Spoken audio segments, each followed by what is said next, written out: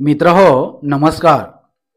रस्ता सुरक्षा अभियान 2025 हे अभियान सिंधुदुर्ग जिल्ह्यामध्ये 1 जानेवारी ते 31 जानेवारी या कालखंडात राबवले जाणार आहे.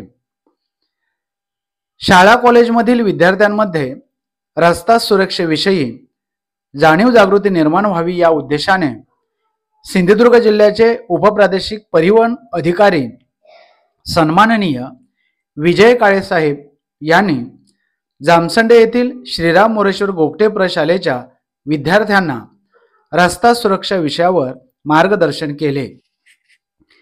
भारताच्या भावी पिढीने किमान सुरक्षित रस्ता वाहतुकीसाठी एक जबाबदार नागरिक म्हणून पुढे यावे, तरच रस्ता अपघाताचे प्रमाण शून्यावर आणता येईल. जे काही प्रदेश मी पाहिले त्या ठिकाणी शाळेच्या विद्यार्थ्यांमध्ये, कॉलेजच्या विद्यार्थ्यांमध्ये आणि इव्हन मुंबई साईडचे जे भाग आहेत त्या ठिकाणी रेल्वेला गर्दी असल्यामुळे विद्यार्थ्यांमध्ये एक जनरल टेंडन्सी असते. ती म्हणजे काय की जो इंजिनचा डबा असतो तिथे जो दरवाजा असतो त्या दरवाजाला लटकून जाणे, 2 डब्यांचा मधला जो भाग असतो तिथे लटकून जाणे, किंवा एसटी असेल तर एसटीच्या टपावरती किंवा मागे उभं राहून जाणे, यात विद्यार्थ्यांना थ्रिल फार वाटतं. असं तुमच्यात कोणी काही करतं का? नाही. किंवा जर मालवाहू गाडी असेल तर ड्रायव्हरच्या केबिनच्या वरती उभं राहून किंवा त्या हौद्यात बसून जाणं, असं कोणी करतं का? नाही. असं करू नका. आपल्या रस्त्याला काय आहे, झाडी झुडपं आहे आणि अशा वेळेला जर का ड्रायव्हरच्या लक्षात आलं नाही तर तुम्हाला इजा होऊ शकते. त्यामुळे असले कुठलेही प्रकार जे आहेत ते आपण करायचे नाही. गाडी उतरला, एसटी मधनं उतरला की तुम्ही रस्ता कुठल्या बाजूने ओलांडायचा आहे, गाडीचे कायम मागच्या बाजूने ओलांडायचा आहे. जरी गाडीतनं पॅसेंजर उतरायला भरपूर वेळ असेल किंवा काही गडबडीत आपल्याला दरवाजा समोर आहे आणि समोरच्या दरवाजाने आपण लगेच पुढून रस्ता ओलांडण्याचा प्रयत्न केला, तुम्ही ड्रायव्हर केबिन मध्ये जाऊन पाहिलेलं आहे का ड्रायव्हरला किती समोरचं दिसत असतं? ड्रायव्हरला समोरचं फार कमी दिसणारी गाडी आपल्याला दिसू शकणार नाही. जर का आपण डाव्या बाजूने चालतो तर वाहने कशी चालतात, डाव्या बाजूने चालतात. आपले रस्ते वळणावळणाचे आहेत, छोटे आहेत. अशा वेळेला मागून येणारी गाडी जर तिचा कंट्रोल सुटला तर ती काय करू शकते, आपल्याला धडक देऊ शकते. त्यामुळे ज्या ठिकाणी फुटपाथ आहे त्या ठिकाणी फुटपाथवरून चालायचं आणि जर का फुटपाथ नाही तर आपण काय कुठल्या बाजूने चालायचं आहे, रस्त्याच्या कायम उजव्या बाजूने चालायचं आहे. हे सगळ्यांच्या लक्षात राहील.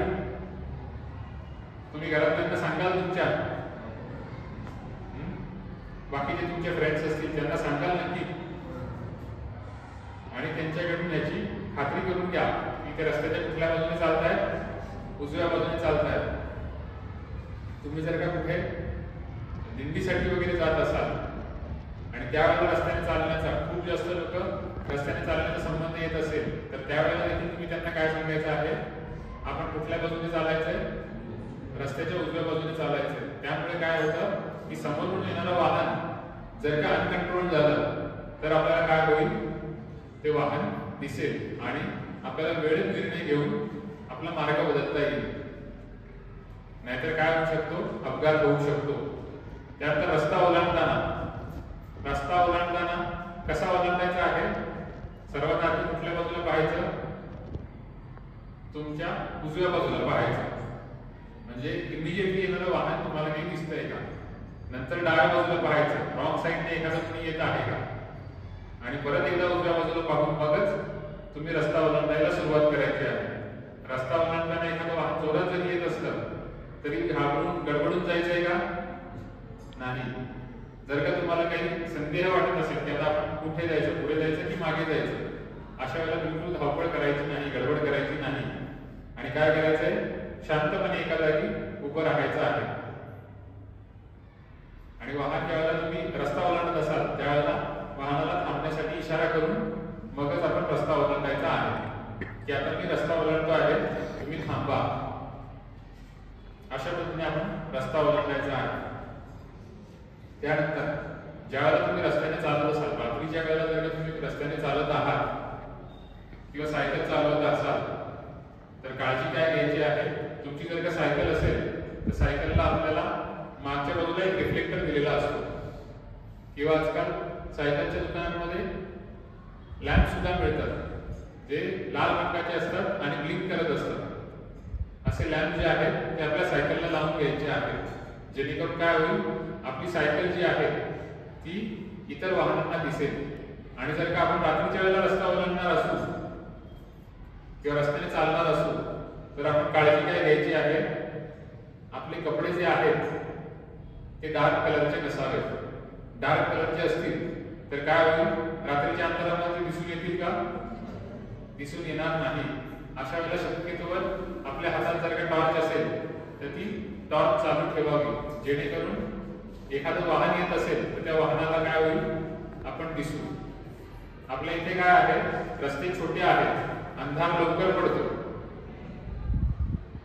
आणि त्यामुळे काय होतं की जे पादचारी आहेत, रस्त्याने चालणारे आहेत, त्यांचं आणि गाड्यांचं यांच्या अपघाताचं प्रमाण जे आहे ते इतर जिल्ह्यांच्या तुलनेने जास्त आहे. आणि ह्याची कारण काय आहे की जे रस्त्याने चालणाऱ्या व्यक्ती आहेत त्या बऱ्याचदा येणाऱ्या जाणाऱ्या वाहनांना पटकन दिसून येत नाही. त्यामुळे आपण काय काळजी घ्यायची आहे, आपले जे कपडे आहेत ते कपडे काय असायला हवे, जर का ते डार्क कलरचे असतील, काळ्या छाट्याचे असतील, म्हणजे ब्लॅकिश शेडचे वगैरे असतील तर ते दिसून येतील का, नाही. तर ते व्हायब्रंट कलरचे असायला हवे, सफेद, पिवळा, लाल अशा रंगाचे असतील. किंवा आजकाल रिफ्लेक्टिव्ह जे आहे, रिफ्लेक्टिव्ह मटेरियलचे जॅकेट्स वगैरे सुद्धा येतात. तुम्ही हायवेवरती काम करणाऱ्या लोकांकडे तसे जॅकेट्स पाहिले असतील की ज्यांच्यावरती लाईट पडली की ते काय होतात, अंधारात चमकतात. अशा प्रकारच्या कपड्यांचे जॅकेट सुद्धा येतात की ते जॅकेट वापरून सुद्धा तुम्ही काय करू शकता, अंधारामध्ये तुमचं प्रेझेन्स जे आहे ते सर्वत्र दाखवून देऊ शकता. तर त्यामुळे जर का तसं रिफ्लेक्टिव्ह जॅकेट असेल तर वेल अँड गुड, आणि नसेल तर तुमचे कपडे कसे असायला हवे, व्हायब्रंट कलरचे असायला हवेत आणि हातात कायम त्यावेळेला टॉर्च कॅरी करणं आवश्यक आहे. असं केलं तर काय होईल, रस्ता ओलांडत असताना तुमची आणि समोरच्या वाहनाची जी आहे ती टक्कर होणार नाही. तुमच्यापैकी टू व्हीलर चालवता घेतलं नाही, एकालाच येते. हातवर करा काय सर बोलणार काही हरकत नाही, ऑलमोस्ट सगळ्यांना येते. 18 वर्ष पूर्ण झाले किती जण आहेत तुमच्यातले?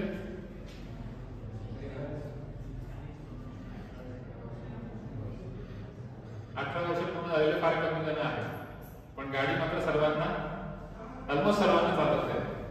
हरकत नाही, चांगली गोष्ट आहे. पण कायदा काय सांगतो, 18 वर्ष पूर्ण झाल्यानंतर तुम्ही काय करू शकता, लायसन्स काढू शकता. तुमच्या दोघांकडे आहे का लायसन्स? नाही, लवकरात लवकर काढून घ्या. जर का 18 वर्ष पूर्ण नसतील आणि तुम्ही वाहन चालवताना पकडला गेलात किंवा तुमच्याकडनं काही अपघात झाला तर जेलमध्ये कोणाला जावं लागेल, तुमच्या आई वडिलांना. आणि तुम्हाला वाटते का तुमच्या आई वडिलांनी जेलमध्ये जावं? नाही, कुणालाच वाटणार नाही की आपल्या आई वडिलांनी आपल्या कुठल्याही कृत्यासाठी त्यांना काही शिक्षा व्हावी. असं कुणाला वाटतं का? असं कुणालाच वाटत नाही.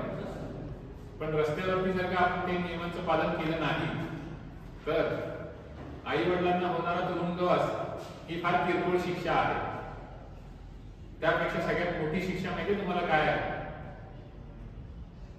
माहिती काय?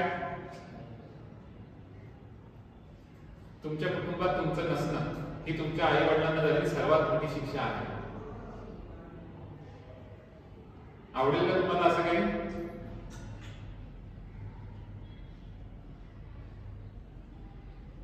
आई वडील कशासाठी आपल्याला मोठं करतात?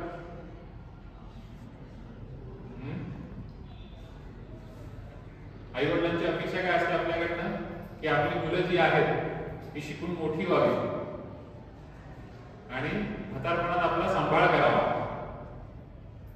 आपलं नाव रोशन करावं. असं असताना जर का रस्ते अपघातात त्या तरुणाचा मृत्यू झाला तर आई वडिलांना त्याच्या इतकी मोठी शिक्षा आहे का?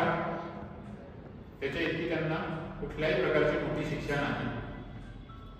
आणि असं आवडेल का तुम्हाला तुमच्या आई वडिलांना तुमच्या ऍब्सेन्स मध्ये राहावं लागलं? नाही.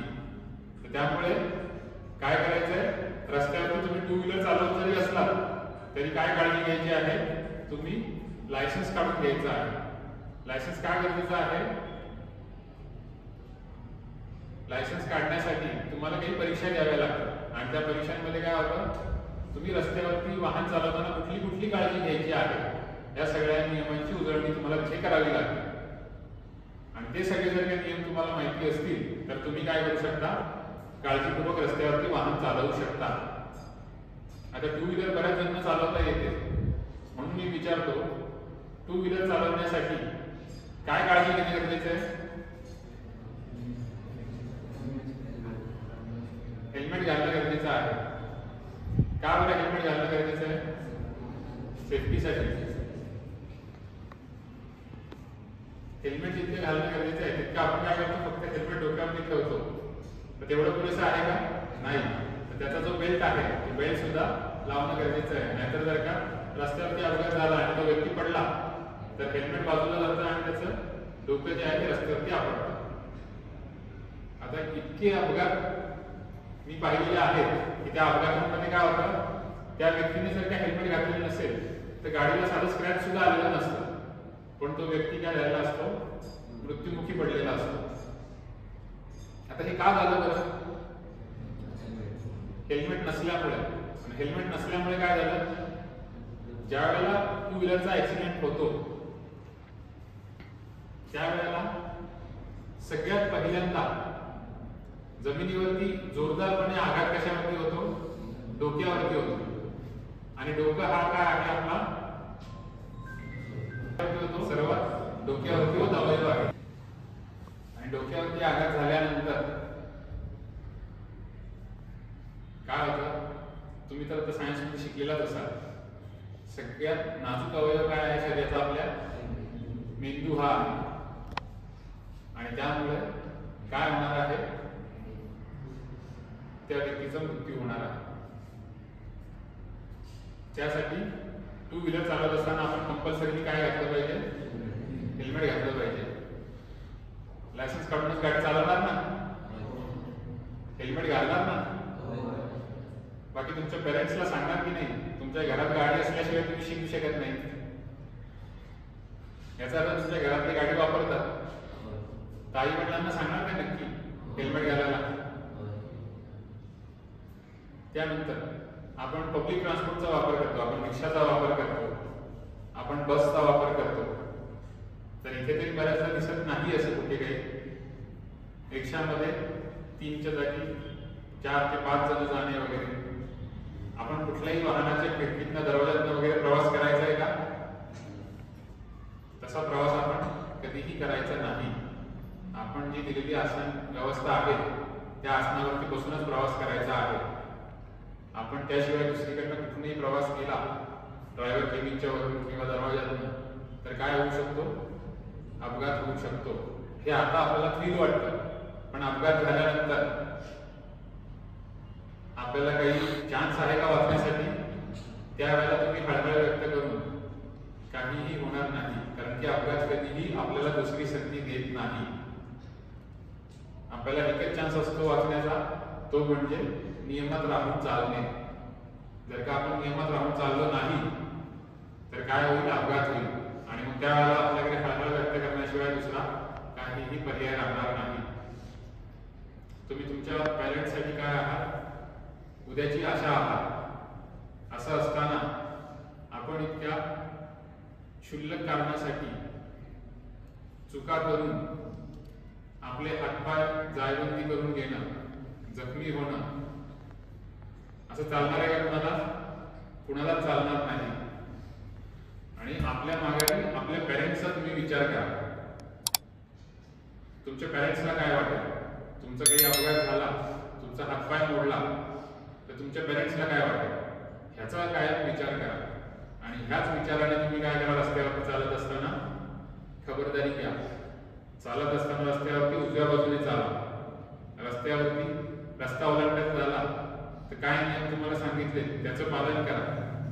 त्यानंतर टू व्हीलर चालवत असताना काय काळजी घ्यायची, हेल्मेट वापरायचा, रॅश ड्रायव्हिंग करायची आहे का, धूम स्टाईलमध्ये गाडी चालवायची आहे का, नाही. कुणी चालवत आहे तुमच्या इथे? हा, आतापर्यंत चालवत आला, ठीक आहे, काही हरकत नाही, आतापर्यंत अपघात नाही झाला, पण इथून पुढची काही गॅरंटी आहे का? नाही. त्यामुळे तसं काही करत असाल तर ते तात्काळ बंद करा आणि 18 वर्ष पूर्ण झाले की लायसन्स तयार करून घ्या.